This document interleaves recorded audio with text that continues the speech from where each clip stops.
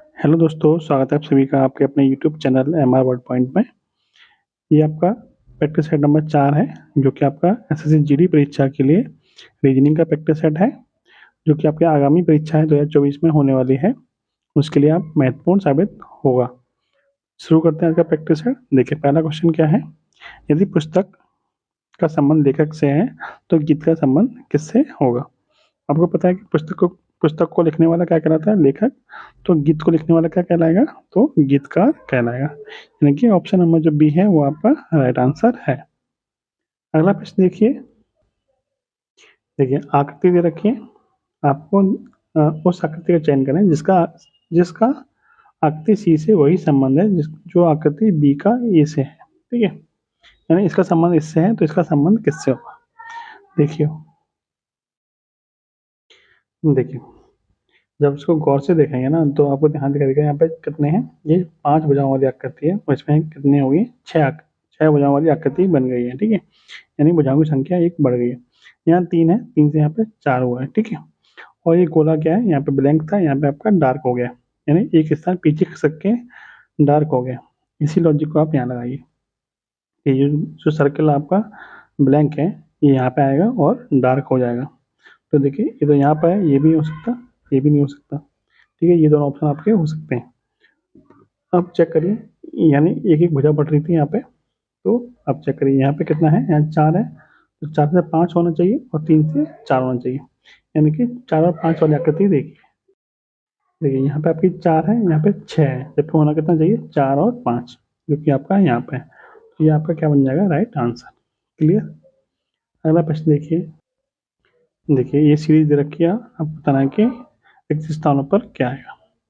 ए के बाद में डैश फिर जेड, फिर आपका ये दे रखा है इस तरह से। आपको यहाँ पे कोई अंदाजा नहीं लग पाएगा कि ए के बाद में क्या आएगा। जब आप इधर से देखेंगे तो आपको पता चल जाएगा कि ए के बाद में कितना आ रहा है, 1। क्योंकि ये क्या है, आपका बढ़ता क्रम है। तो ए के बाद में 1, फिर आपका यहाँ पे कितना आएगा, 2, फिर आपका यहाँ पे 3, फिर आपका 4, फिर 5 और यहाँ पे कितना आएगा, 6।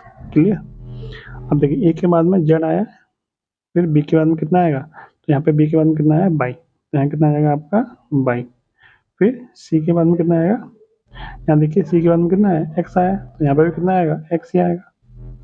ठीक है, तो इसका मतलब आपने रिक्त स्थानों में क्या क्या भर दिया, 6 by x, 6 by x, 6 by x, फिर 2, यहाँ कितना जाएगा आपका जेड।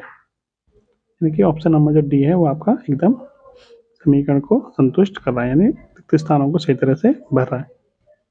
नेक्स्ट क्वेश्चन देखते हैं। निम्नलिखित सूची में से भिन्न भिन्न का चयन करना है। जयपुर, जोधपुर, जैसलमेर, छतरपुर, अजमेर, बीकानेर, चित्तौड़गढ़, कोटा और सीकर और पुष्कर। तो इसमें भिन्न कौन सा है। ऑप्शन है जोधपुर, छतरपुर, चित्तौड़गढ़ और पुष्कर। देखिए, जोधपुर, चित्तौड़गढ़ और आपका पुष्कर, ये तीनों कहाँ पड़ते हैं, ये आप तीनों आपके राजस्थान में पड़ते हैं। जबकि जो छतरपुर है वो आपका कहाँ पड़ता है, वो आपका मध्य प्रदेश यानी कि एमपी में पड़ता है। तो ये आपका क्या बन जाएगा, अन्य तीनों से भिन्न हो जाएगा। नेक्स्ट क्वेश्चन देखते हैं क्या है। किसी निश्चित कूट भाषा में यदि रमेश को इस तरह से लिखा जाता है, मिताली को इस तरह से लिखा जाता है, तो रणबीर को किस तरह से लिखा जाएगा। ठीक है, आर का कोड क्या है, यहाँ पे आर का कोड आपका टी है। ए का कोड क्या है, ए का कोड आपका बी है। यहाँ पे चेक करिए, यहाँ पे ए का कोड क्या है, यहाँ पे ए का कोड भी बी है। इसका मतलब डायरेक्ट इंटर कोडिंग की गई है। आर की कोड टी है, ए का बी है, एम का एन है। ठीक है, ये कंफर्म कैसे करेंगे, तो देखिए एम का यहाँ पे कितना आया है, एन आया है, तो यहाँ पे भी एम का कितना आया है, तो एन आया है, यानी डायरेक्ट इसकी कोडिंग की गई है। अब चेक करते हैं रणवीर की कोडिंग क्या होगी। देखिए, आर का कोड क्या था, आर का कोड कितना था, यहाँ पे टी था।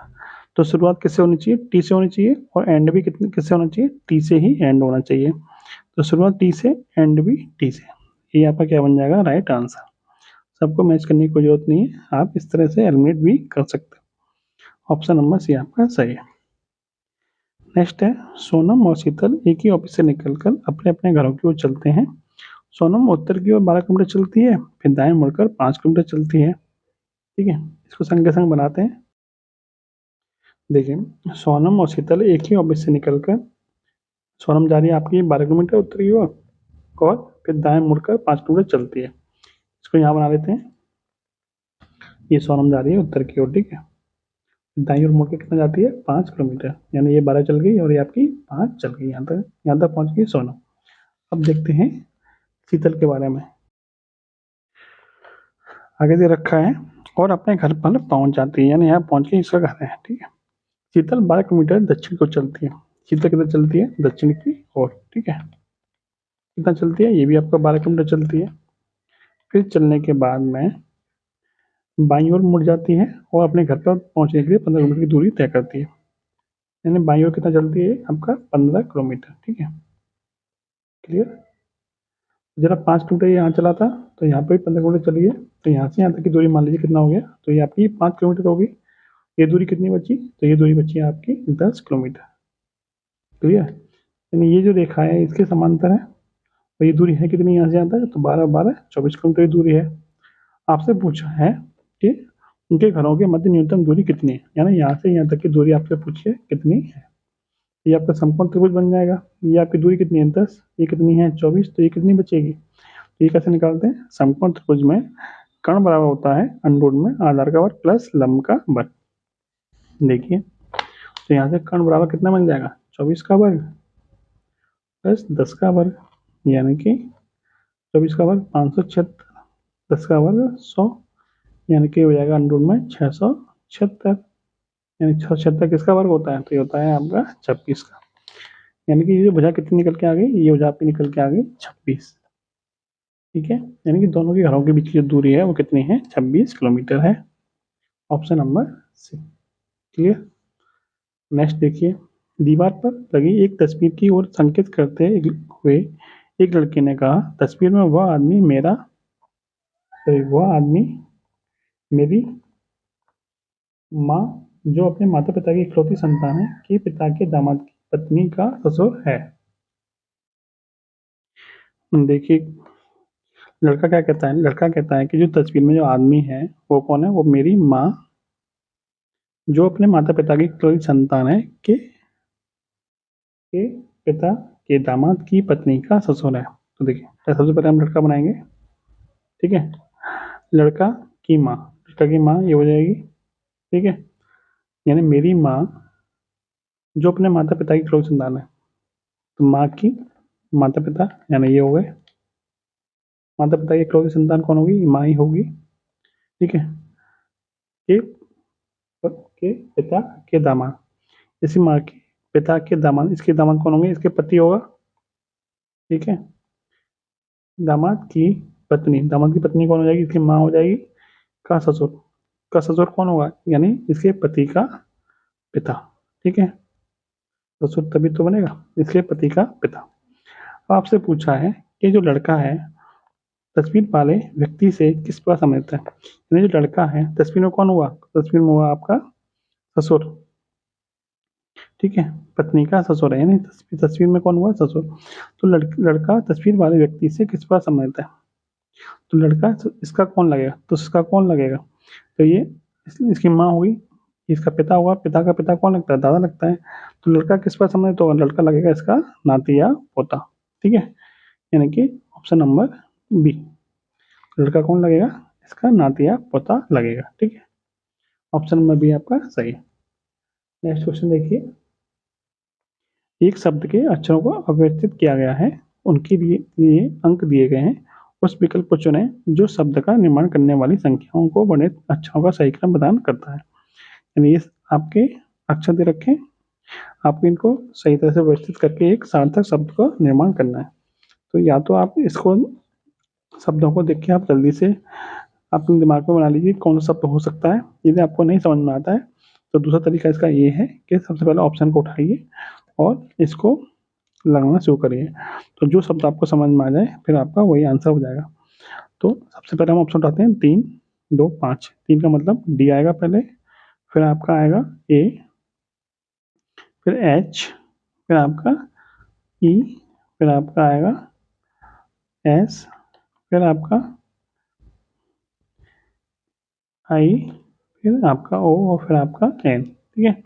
तो ये क्या बन गया आपका दहेसन। दहेसन कुछ शब्द नहीं होता, जबकि एडहेसन एक आपका शब्द होता है, एडहेसन, ठीक है। यानी ये शब्द इसका बन सकता है, यानी पहले नंबर पे क्या जाएगा तो ए और डी को आप आपस में चेंज कर दीजिए, 3 और 2 के यहाँ पे कितना हो जाएगा, 2 और 3, बाकी सब क्या रहेगा आपका सेम। तो इससे क्या बन गया आपका एडेशन, आपका नया शब्द बन गया, ठीक है। यहाँ पर क्या बन जाएगा, सार्थक शब्द। तो ऑप्शन को सहायता से एक ऑप्शन को ले लीजिए, उससे आपको अंदाजा लग जाएगा कि कौन सा शब्द इसका हो सकता है, ठीक है। इससे अंदाजा लग गया हमें कि एडेशन एक जो वर्ड है वो आपका इससे बन सकता है। ऑप्शन नंबर सी आपका राइट आंसर है। नेक्स्ट देखिए, सोनिया 9 दिन पहले सिनेमा देखने गई थी, वह सिर्फ वह सिनेमा देखने केवल बृहस्पतिवार को जाती है, आज सप्ताह का कौन सा दिन है, ठीक है। देखिए बृहस्पतिवार को गई होगी, बृहस्पतिवार को गई थी 9 दिन पहले, ठीक है। तो बृहस्पतिवार से 7 दिन पहले बाद भी बृहस्पतिवार पड़ेगा, ठीक है।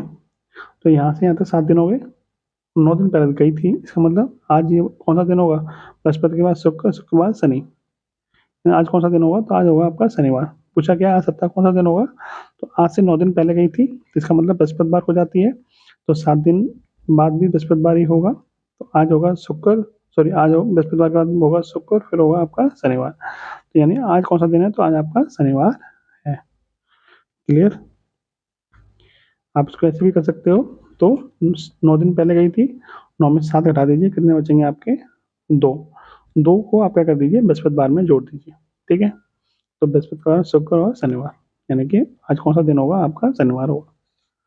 नेक्स्ट क्वेश्चन देखिए, निम्नलिखित कथनों को पढ़ें और कथनों में दिए गए जानकारियों को प्रदर्शित करने वाले व्यवहारिक का चयन करें। कुछ लड़के गायन कर सकते हैं, यानी कुछ लड़के हैं, और ये आपका लड़कों वाला यानी कि बॉयज वाला हो गया, गायन कर सकते हैं यानी कि ये आपका सिंगिंग वाला हो सकता है।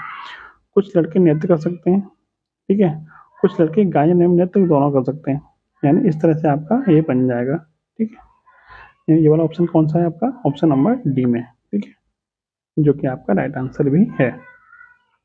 अगला प्रश्न देखिए, एक निश्चित कोड भाषा में प्लस क्रॉस का प्रतिनिधित्व करता है, डिवाइड प्लस का, और माइनस डिवाइड का, और क्रॉस माइनस का।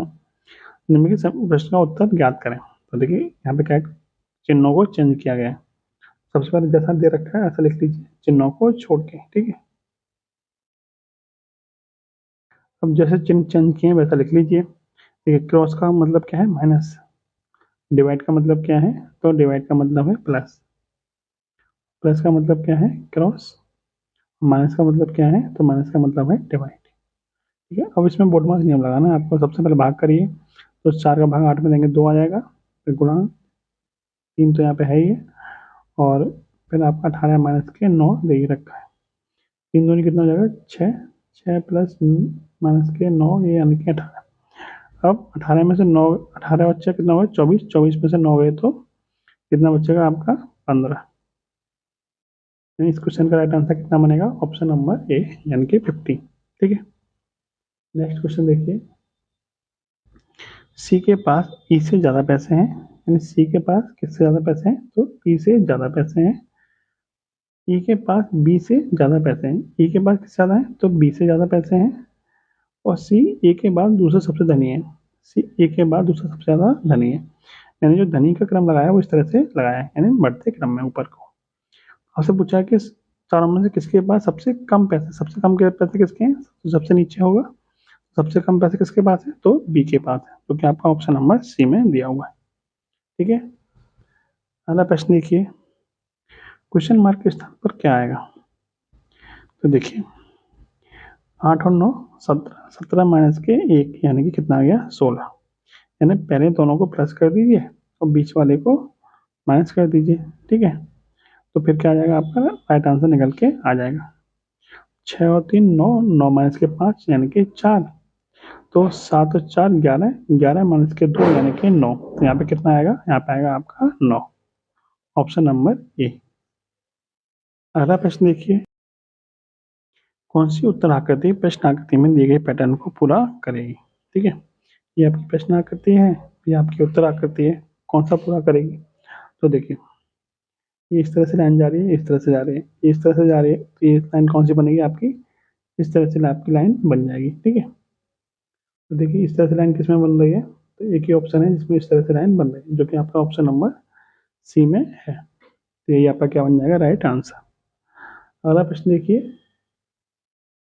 क्वेश्चन है नीचे दिए गए शब्द के दाहिनी ओर एक उदागर दर्पण रखा जाए तो प्राप्त दर्पण प्रतिबिंब कैसा होगा।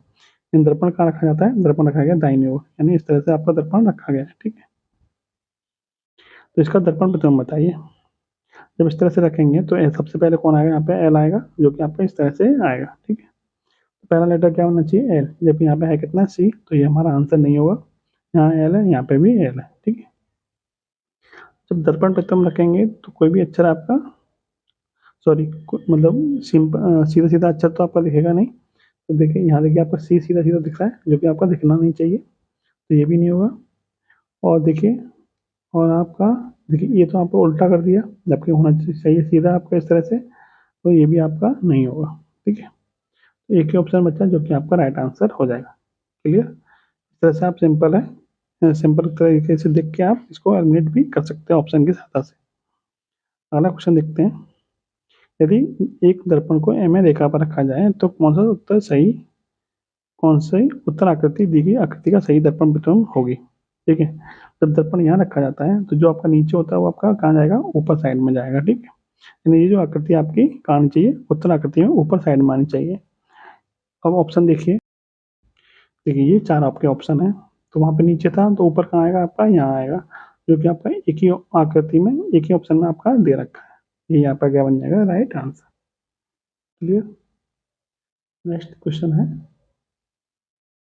एक घन के सारे सतहों को पीले रंग से रंग दिया जाए, उसके बाद उस घन को समान आकार वाले 64 घनों में काट दिया गया है।